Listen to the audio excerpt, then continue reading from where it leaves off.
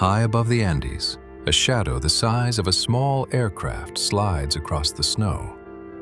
Down among the frozen rocks, something moves and is gone before the eye can find it. And far below, in the drowned heart of the jungle, the water breaks just once and then goes still.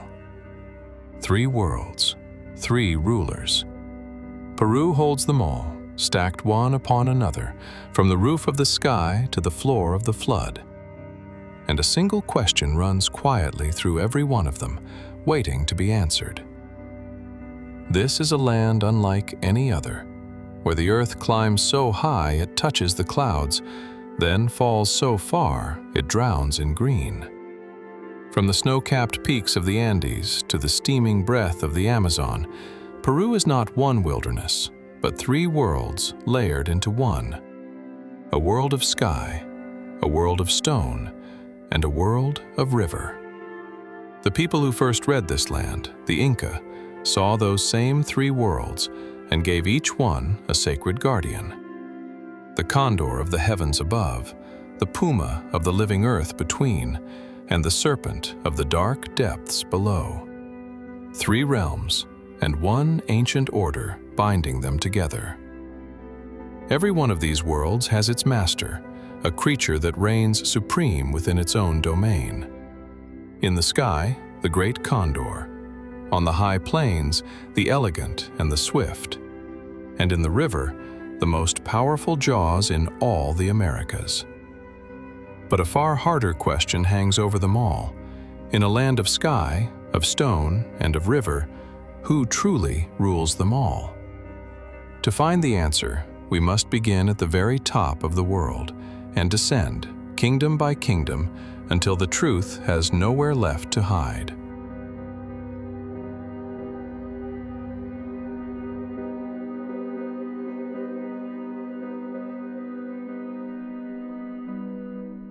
Against the vast Andean sky, a colossal shadow glides into view, slow and unhurried, and utterly in command.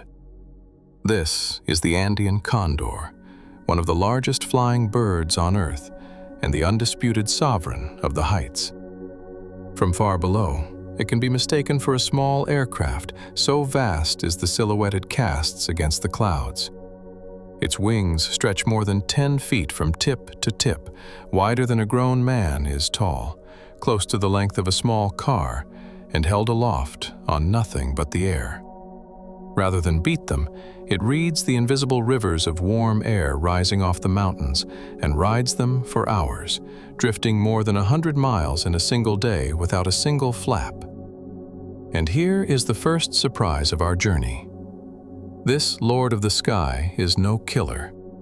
Its feet are weak, its talons blunt, useless for seizing prey. The condor is a scavenger, a bird that rules not by taking life, but by cleaning away death, stripping the fallen from the mountains and halting disease before it can spread. Without this silent custodian, the high country itself would sicken, and its reach stretches far beyond the peaks. When the season turns, condors will glide all the way down to the Pacific coast, more than 100 miles distant, to feed on the sea lions washed up along the shore. To the Inca, the condor belonged to Hanan Pacha, the upper world, the realm of the sky and the sun. They believed it could never truly die, and made it their messenger between the world of the living and the world of the gods. Its image endures still, upon the flags and the coins of nations across the Andes. Its life is a study in patience.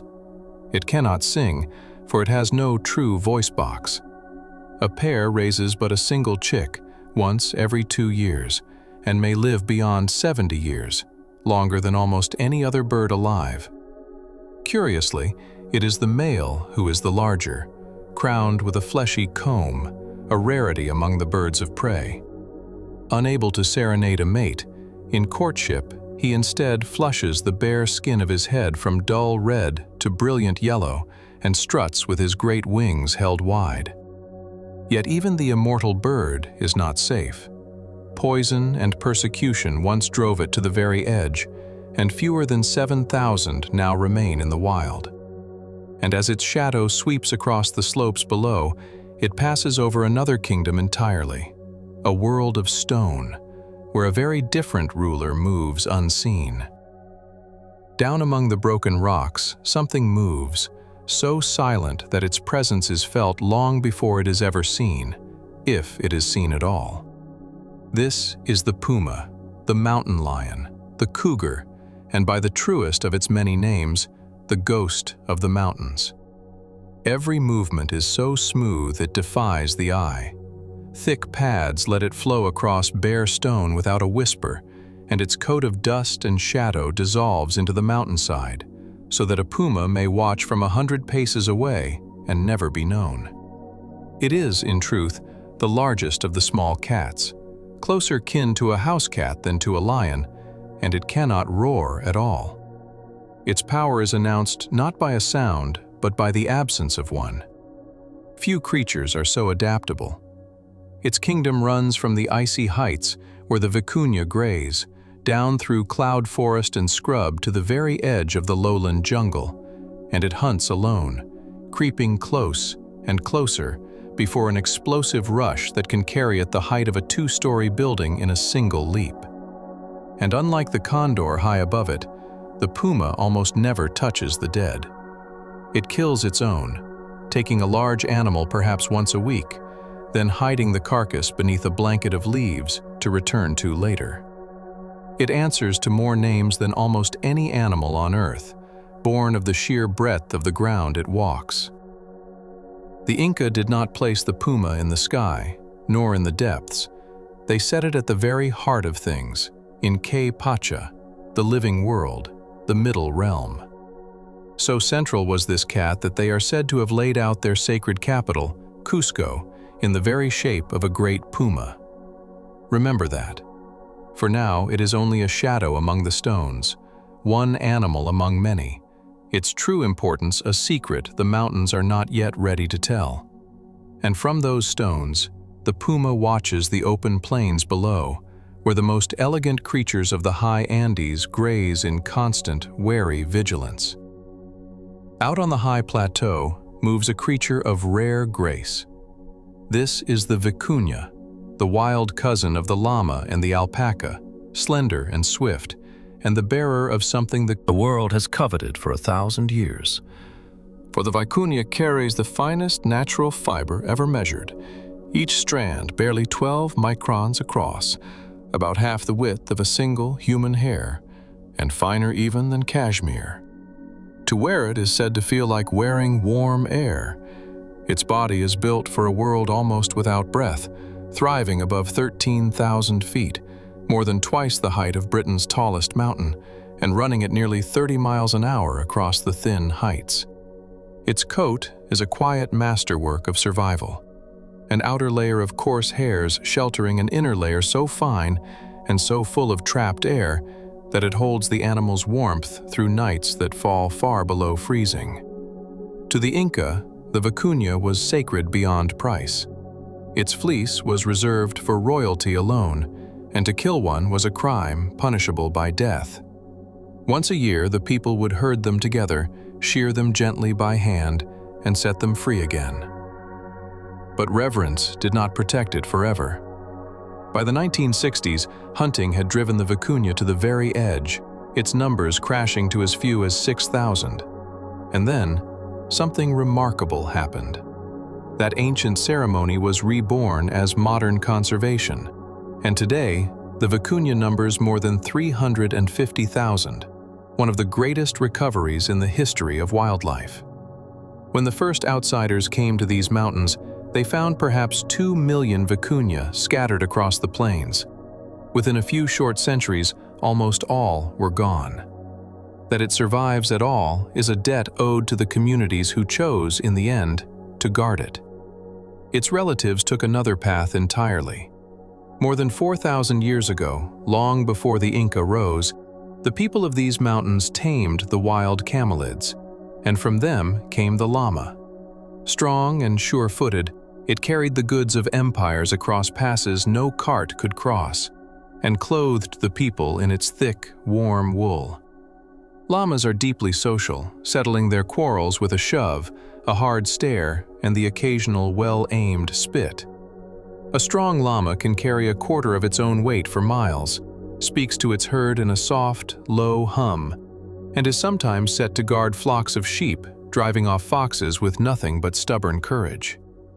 Beside the llama stands the alpaca, smaller and bred for its coat alone, softer and warmer than sheep's wool by far. It comes in two forms, the dense huacaya and the silken suri, and to this day, the great majority of the world's alpacas live here, in the highlands of Peru. Together, the wild and the tamed graze beneath the same vast sky. But here, at the far edge of the plateau, the stone gives way, the air grows thick and warm, and the gray of the mountains dissolves at last into an ocean of living green. We are leaving the world of stone now, falling away from the roof of the continent, down through the clouds, toward the vast and breathing heart of the Amazon. The thin, cold air turns heavy and wet, and the silence fills with 1,000 voices. A new world begins, a world of river. High in the tallest canopy, a flash of blue and gold cuts through the endless green. This is the blue and yellow macaw, one of South America's most iconic parrots, sweeping across the treetops in pairs, a spectacle of living color. For centuries, the peoples of the forest have woven its brilliant feathers into their ceremonial dress, seeing in those colors a living bridge to the spirit of the forest itself. These are deeply social birds and famously loyal. They form bonds that can last a lifetime, a single pair mating for life and flying so close their wingtips almost brush. They are gifted mimics, and in the wild may live for 35 years or more, nearly all of it spent at the side of one single mate.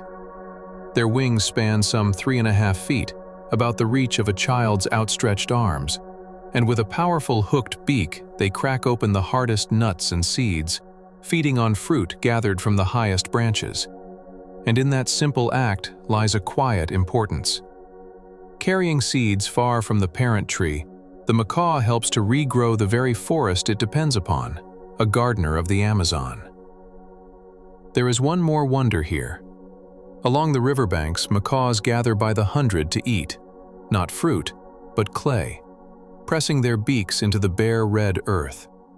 The clay neutralizes the toxins in the unripe seeds they swallow, a daily dose of medicine drawn straight from the ground, and the great clay licks of the Peruvian Amazon are among the most dazzling gatherings in all of nature.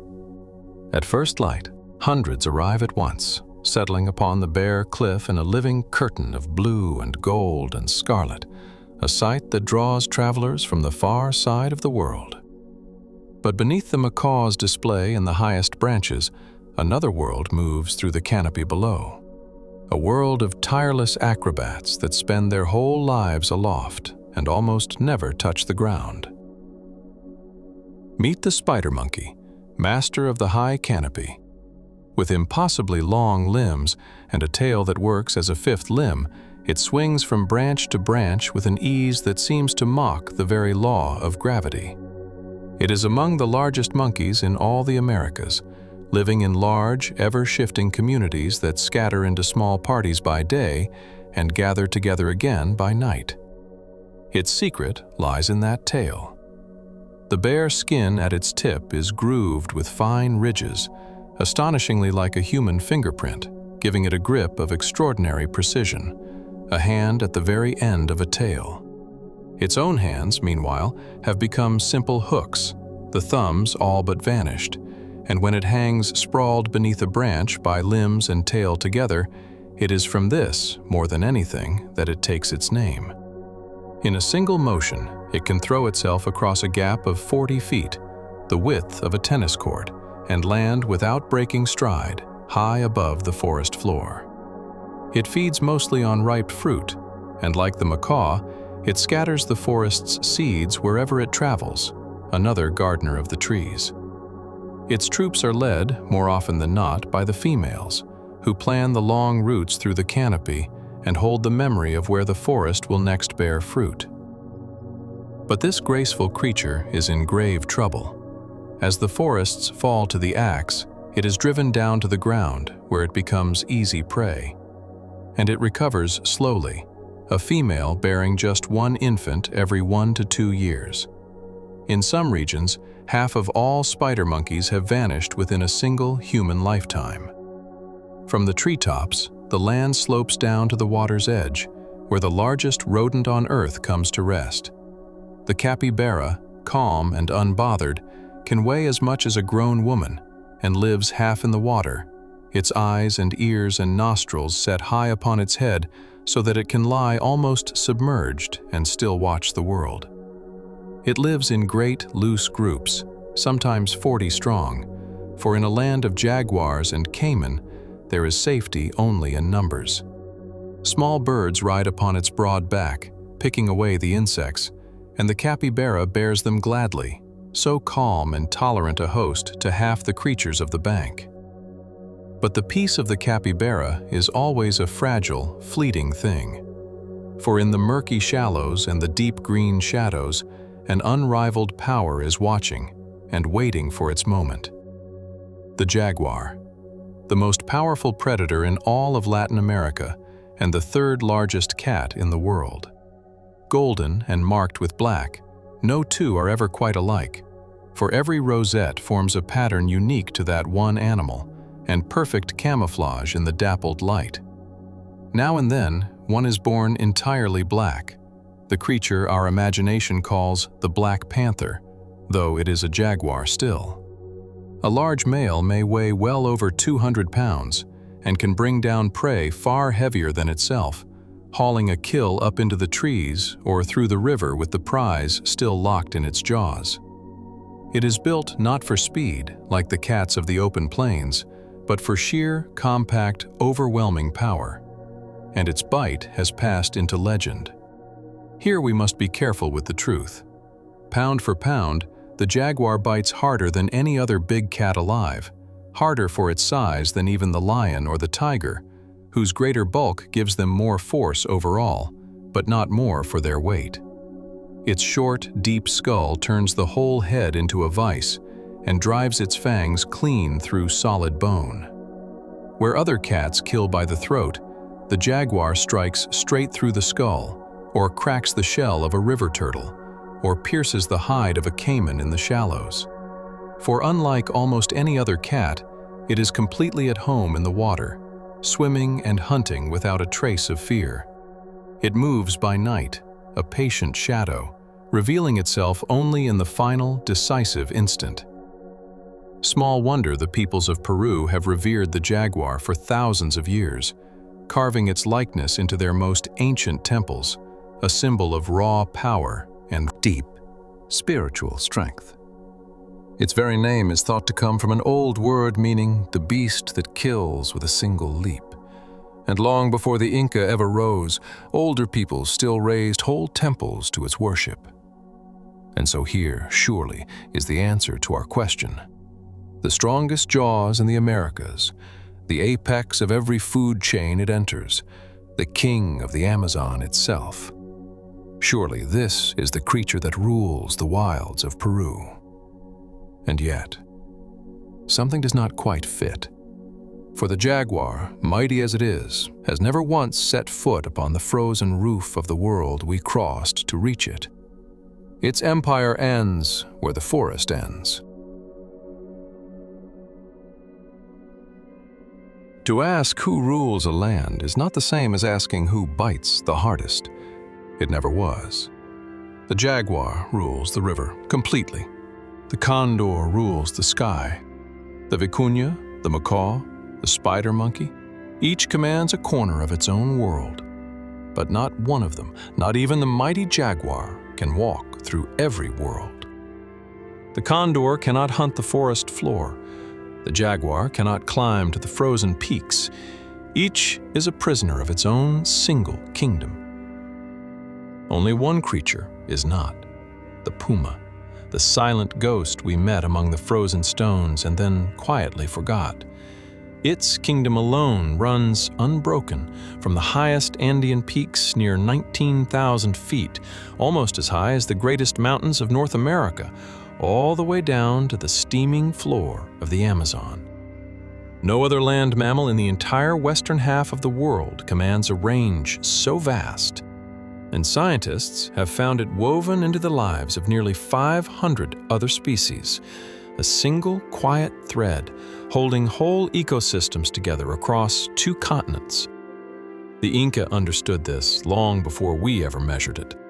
They did not place the puma in the sky nor in the depths, but in Kai Pacha, the living world in the middle, the one realm that touches all the others.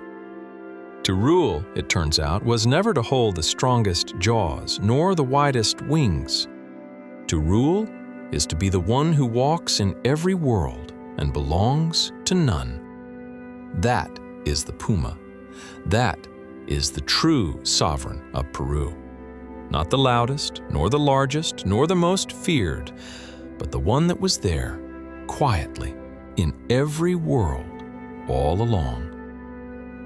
But even a ruler this vast, this silent, is fragile, and the single greatest danger to every kingdom we have crossed today wears one face, and one face only: our own. Not through malice, for the most part, but through simple carelessness and the steady pressure of a growing world upon a wild one with nowhere left to retreat. The condor still falls to poison. The spider monkey loses its forest, tree by tree. The vicuna was very nearly lost within living memory. And the puma, the thread that stitches these worlds together, is pressed into smaller and smaller ground with every road we cut. Pull hard enough on a single thread and the whole tapestry begins, quietly, become apart. And yet the vicuna teaches us a second lesson, one made of hope: that collapse is not our destiny, that a creature brought to the very brink can return in its hundreds of thousands when we simply choose to let it. To protect Peru is not to protect a single animal, but to protect a connection, a living link that runs from the highest sky to the deepest river. Guard that thread, and the whole of it holds. We began at the very top of the world and descended, kingdom by kingdom, through 3 great realms, asking who among them all could truly be called their ruler. And the answer was never the strongest, nor the highest, nor the most feared. It was the one who quietly belonged to all of them at once. The condor of the sky, the jaguar of the river, and moving silently between them through every world, the puma. Our journey through the wilds of Peru ends here, but the story of these worlds is written anew with each passing day, and the choice of how it continues belongs, in the end, to us. If you would like to keep watching the wild and hearing the stories it has yet to tell, then stay with us and travel on. This is Lipinski Wildscape, where nature tells its story.